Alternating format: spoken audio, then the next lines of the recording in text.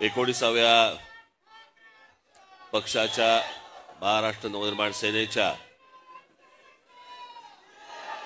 वर्धापन दिनाला अडकेल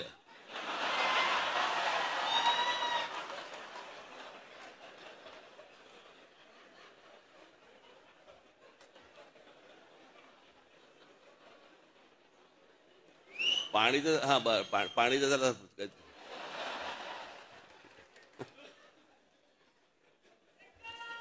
बस रे आता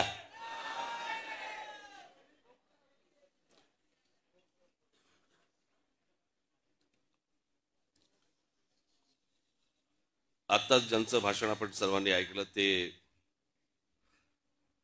आदरणीय डॉक्टर सदानंद मोरे सर आणि माझ्या जमलेल्या सर्व महाराष्ट्र नवनिर्माण सेनेच्या माझ्या सर्व सहकारी बांधवांनो आणि भगिनींनो,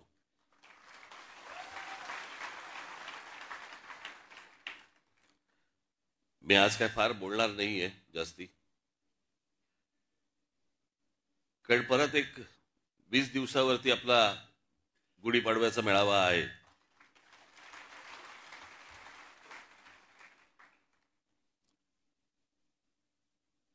आता तिकडे जर समजा मी दांडपट्टाच फिरवणार असेल तर चाकूसुरे कशाला काढू आता मी.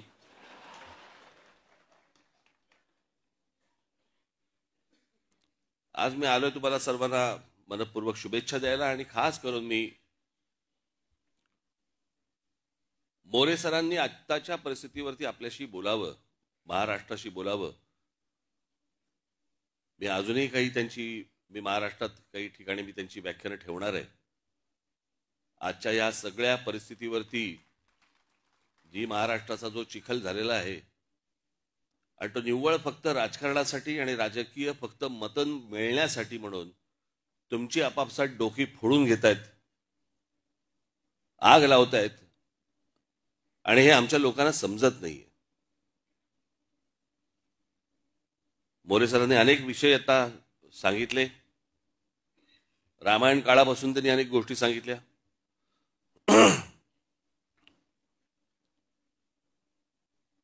सर, एक छोटीशी गोष्ट सांगतो, काळ कसा बदलला.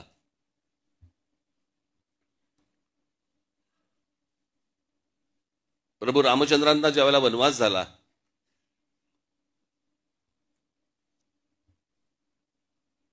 चौदा वर्षाचा झाला, तिथून ते निघाले.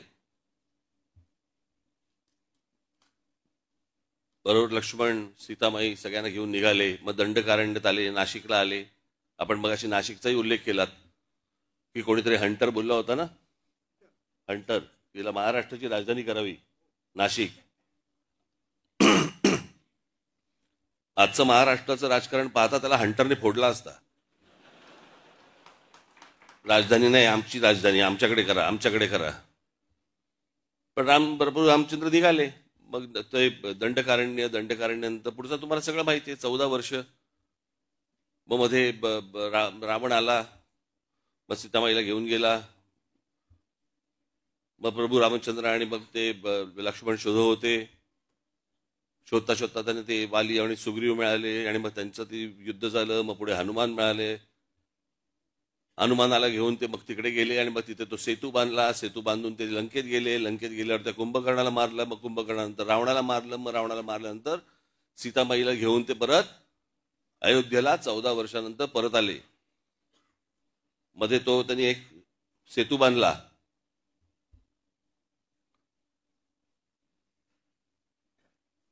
हे सगळं त्यांनी 14 वर्षात केलं. आणि बांद्रा वरळी सी लिंक हा आपण 14 वर्षात बांधला. कुठे अयोध्या, कुठे दंडकारण्य, कुठे गेले, तिथून लंकेत गेले, सेतू बितू बांधून गेले, तिथून परत आले. हे सगळं 14 वर्षात घडले. ही सगळे जे काही कामं सुरू आहेत, जेवढ्या काही गोष्टी सुरू आहेत ना, मी त्याचा सविस्तर बोलणार 30 तारखेला आपल्याशी.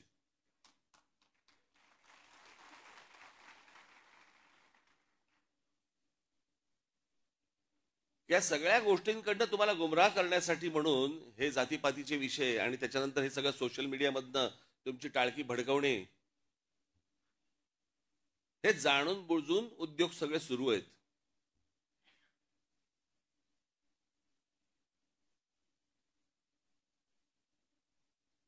कालच महिला दिन झाला. तो काय आपण दरवर्षी महिला दिन म्हटल्यानंतर आपण 8 मार्चला आपण साजरा करतो. काल मला एकाने छान विनोद पाठवला. एकाने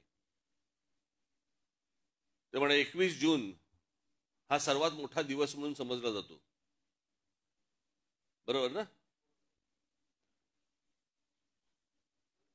ते साफ झूट आहे म्हणे. 21 जून सर्वात मोठा दिवस नाहीच आहे. महिला दिन हा सर्वात मोठा दिवस आहे. कारण तो 8 मार्चला सुरू होतो आणि पुढल्या वर्षी 7 मार्चला संपतो.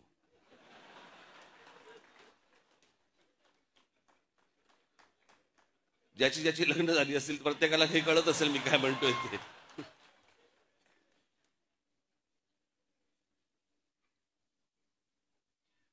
पण आपल्याकडे काय करतात, महिला दिन म्हटल्यानंतर सगळेजण भेटणार, महिला दिनाच्या शुभेच्छा. 2 पुरुष एकत्र आले तरी एकमेकांना देतात. अरे ह्याच्यात महिला कुठे आहे?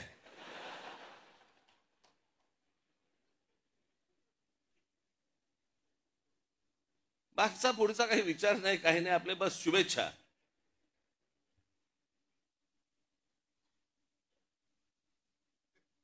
महिला दिनाच्या शुभेच्छा आपण देतोय, परंतु एका सर्वात मोठ्या महिलेचा विसर पडून देतोय आपण. त्या व्यक्तीला विसरतोय की खरं तर महिला दिन हा दिन खरं तर जिजाऊ साहेबांच्या नावाने हा खरं तर ओळखला गेला पाहिजे.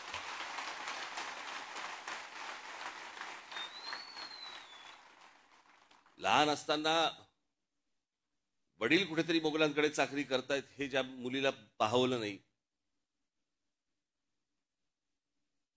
लग्न झाल्यानंतर आपला पती कोणाकडे तरी मोगलांकडे आहे हे ज्या मुलीला स्त्रीला पाहवलं नाही, जिने आपल्या पतीला बंड करायला लावलं,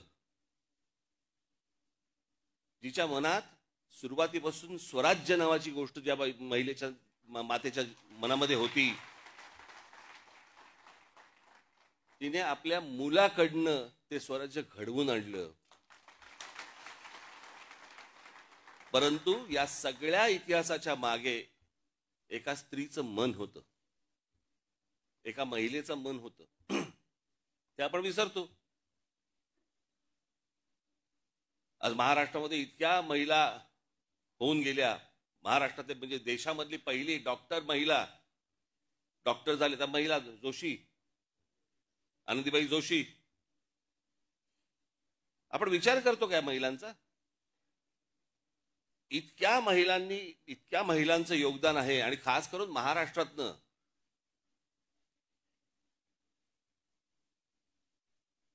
म्हणजे जर समजा तुम्ही सर्वात पुढारलेल्या जर स्त्रिया म्हणून जर समजा बघितल्यात इतिहासामध्ये काढून बघा तुम्ही, सर्वात पुढारलेल्या स्त्रिया, तुम्हाला सर्वात पुढारलेल्या स्त्रिया या महाराष्ट्रात मिळतील.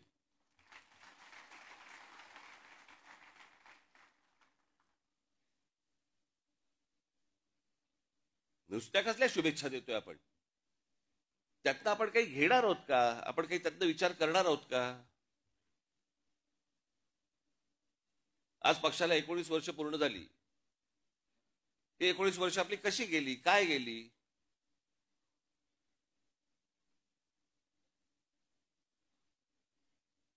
आज असंख्य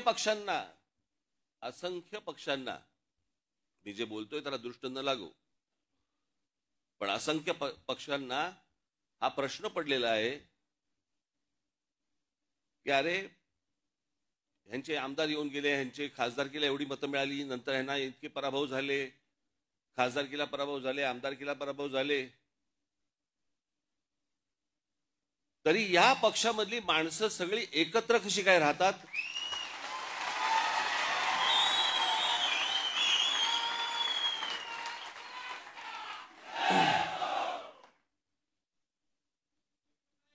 फेरीवाले तरी असतात आपले, कष्ट काम करत असतात, कष्टाने काम करत असतात, कष्ट घेत असतात. पण हे आत्ताचे जे राजकीय फेरीवाले आलेत ना, असे फेरीवाले माझ्या पक्षात नाही, आपल्या पक्षात नाही आहेत. आज या फुटपाथवर तिकडनं कोणी डोळा मारला की त्या फुटपाथवर हे असले राजकीय फेरीवाले आपल्याला नाही उभे करायचे आहेत. आपल्याला जे बांधायचंय, आपण खणखणीत दुकान बांधू, फेरीवाले नाही होणार.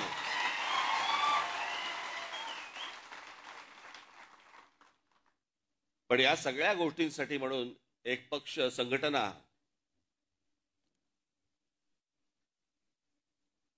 जी सगळ्या ठिकाणी आपली आहेच, पण ती मजबूत करणं जास्ती गरजेचं आहे. कालपर्यंत माझा जो गटाध्यक्ष आहे, इथपर्यंत त्याला त्याच्या घरच्यांना पण वाटलं पाहिजे की नाही, माझ्या मुलाची काळजी घेतायत, त्याच्याशी कोणतरी बोलतायत. आणि म्हणून पुढच्या 2 दिवसामध्ये त्याला एक आता आकार दिलेला आहे. मी थोडंसं मी त्याचं एक गोष्ट लिहून आणली होती, पण ती काही अख्खी नाहीये. हे इथे सगळे जेवढे बसलेले आहेत व्यासपीठावरती, माझ्या सकट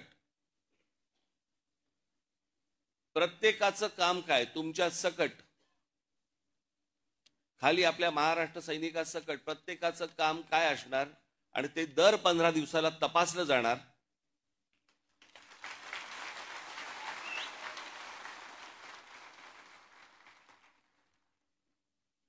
जर महिन्यात 1.5 महिन्यामध्ये असं जाणवलं, कारण त्याची यंत्रणाच मी पूर्ण लावतोय वरपासून खालपर्यंत,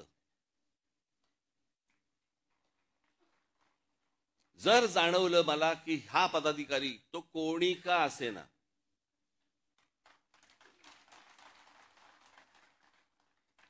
जर मला त्याच्यामध्ये काम चुकारपणा जर समजा दिसला,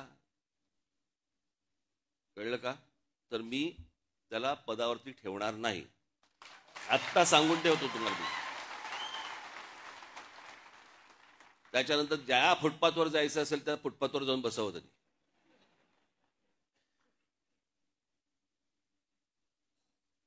परंतु ती गोष्ट याच्या पुढे ती होणार नाही.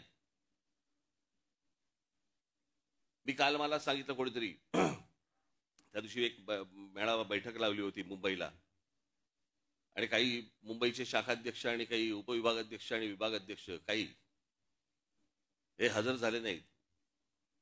म्हणजे हजर झाले नाहीत, त्यांची हजेरी घेतली.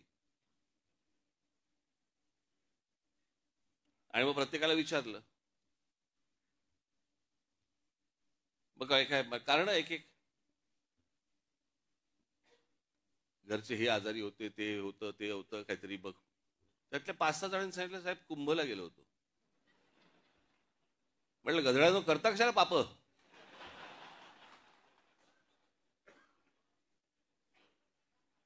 बरं, मी हेही विचारलं, आल्यावरती आंघोळ केलीस ना. हे आमच्या बाळा नांदगाव इथे त्या ह्याच्यातनं घेऊन आले, काय ते छोट्याशा कमंडलू मधनं पाणी घेऊन आले. म्हटलं मी नाही पिणार.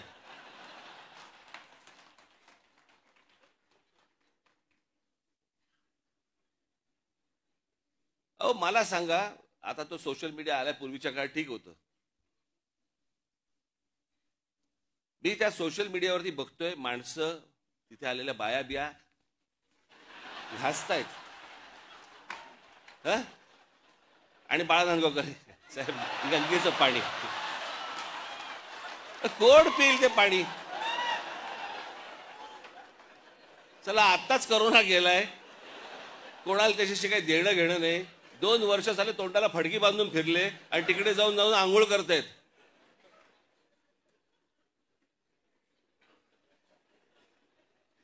अहो मला माहितीये, मी कित्येक स्विमिंग पूल बघितले असे, जे सुरुवातीला उद्घाटनाच्या वेळेला निळे होते,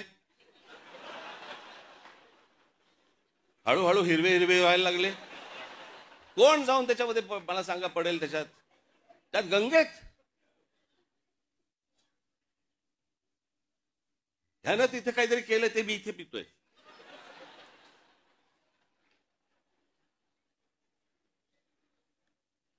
श्रद्धेला पण काय अर्थ आहे की नाही.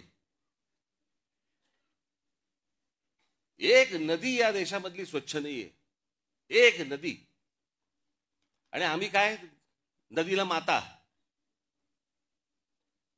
परदेशामध्ये आम्ही अनेकदा जातो त्यावेळेला बघतो तिकडच्या नद्या स्वच्छ नद्या, ते काय तिकडे माता बिता म्हणत नाहीत, तरी नद्या स्वच्छ. आमच्याकडे सगळं पोल्युशनचं पाणी आतमध्ये, कोणी आंघोळ करतायत, कोणी कपडे धुतायत, काय वाटेल ते चालू आहे. राजीव गांधी असल्यापासून ऐकतोय मी गंगा साफ होणार.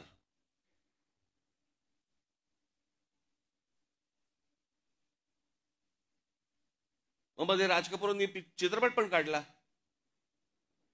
लोकांना वाटली झाली गंगा साफ, त्याच्यात वेगळीच गंगा. लोक म्हणाले अशी जर गंगा साफ असेल तर आम्ही पण आंघोळ करायला तयार आहोत.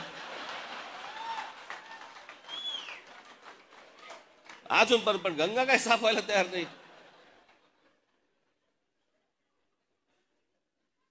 या सगळ्या श्रद्धा अंधश्रद्धेतनं बाहेर या जरा, सगळ्यातनं डोके हलवा नीट.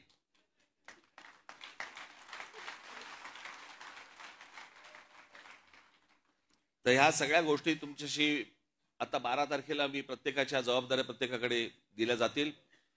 प्रत्येक पदाधिकारी त्यांच्या ज्या टीम्स असतील त्या तुमच्यापर्यंत पोहोचतील, तुमच्यापर्यंत येतील. सगळ्याच गोष्टी काही मला उघडपणे सांगता येणार नाहीत, येत नाहीत, येणारही नाहीत, कारण ही संघटनात्मक गोष्ट आहे आणि त्याच्यामुळे ही संघटनात्मक राहिली पाहिजे. त्याचे रिझल्ट हे निवडणुकीला आपल्याला बाहेर दिसले पाहिजेत. या दृष्टिकोनातनं ही सगळी रचना आपल्यासमोर लवकरच आणतो आहोत. मी सर्वांना परत एकदा 19 तारखेच्या 19 वर्ष झाली त्याच्या मी आपणा सर्वांना मी मनपूर्वक शुभेच्छा देतो. आणि आपण जमलेले सर्वजण आणि माझ्या महाराष्ट्रामधल्या प्रत्येक माझ्या महाराष्ट्र सैनिकांना मी विनंती करतो की येत्या 30 तारखेला गुढीपाडव्याच्या दिवशी जल्लोषात गुलाल उधळत आपण सर्वांनी शिवतीर्थावरती यावं अशी मी आपल्या सर्वांना विनंती करतो आणि आपल्या सर्वांची मी रजा घेतो. धन्यवाद. जय हिंद, जय महाराष्ट्र.